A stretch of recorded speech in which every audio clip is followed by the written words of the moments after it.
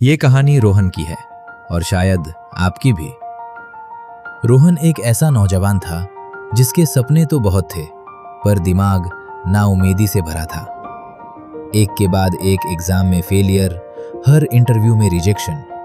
उसे लगता था जैसे उसके दिमाग में एक ऐसा घना कोहरा छाया है जहां उम्मीद की कोई किरण पहुंच ही नहीं सकती। रोहन का कमरा और उसका मन एक जैसे थे, बिखरे हुए और निराश। सोशल मीडिया पर दोस्तों की कामयाबी देखकर उसे लगता जैसे वो अकेला एक अदृश्य दीवार के पीछे कैद है। उसके दिमाग पर नकारात्मक विचारों ने कब्जा कर लिया था। तुमसे नहीं होगा, तुम किसी लायक नहीं हो, कोशिश करने का कोई फायदा नहीं। उसने कोशिश करना ही छोड़ दिया था, ये मानकर कि उसकी किस्मत में नाकामयाबी ही लिखी है।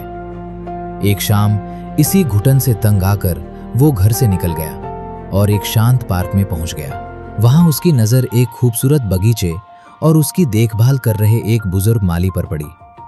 उनके चेहरे पर झुर्रियां थी, पर आंखों में एक अजीब सी चमक और शांति थी। वो बड़े प्यार से हर पौधे की देखभाल कर रहे थे। उनके चेहरे का सुकून देखकर रोहन हैरान था। वो सोचने लगा, ये बगीचा इतना सुंदर कैसे है जबकि मेरी अपनी दुनिया पूरी तरह वीरान है। थोड़ी देर बाद वो बुजुर्ग माली राम काका रोहन के पास आकर बैठ गए और उसकी उदासी का कारण पूछा। रोहन ने उन्हें सब कुछ बता दिया।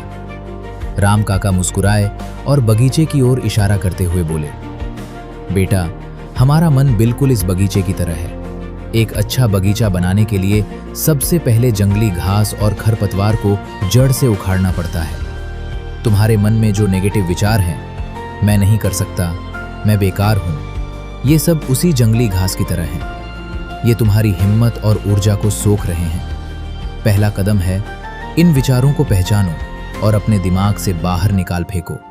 दूसरा कदम है बीज बोना। जैसे माली तय करता है कि उसे गुलाब चाहिए या गेंदा, वैसे ही तुम्हें भी चुनना होगा कि तुम अपने दिमाग में कौन से विचार बोना चाहते हो।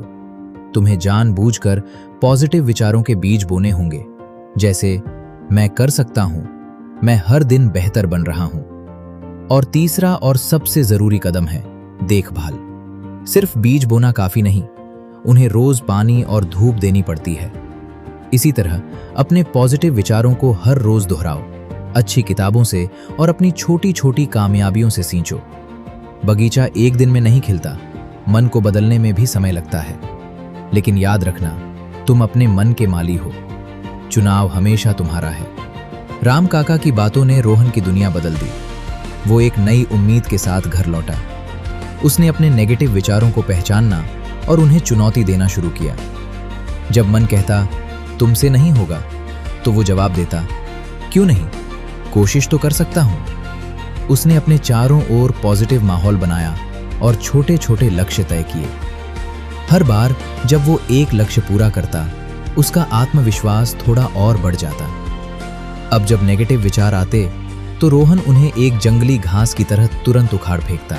कुछ महीनों बाद रोहन एक बदला हुआ इंसान था। उसे एक अच्छी इंटर्नशिप मिल गई थी और वो अपनी पसंद का कोर्स कर रहा था। परेशानियां अब भी थीं, लेकिन अब वो उन्हें एक चुनौती की तरह देखता था।